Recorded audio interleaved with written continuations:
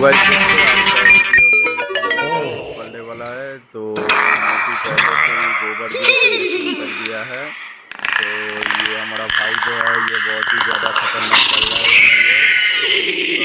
बनने वाली है और साइलेंट वाला।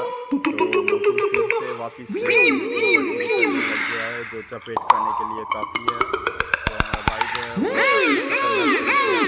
वीडियो कर रहा है और वापस से वाला कैसे कट पाएगा। तो ये तो बहुत ही ज़्यादा लॉल हो गया। तो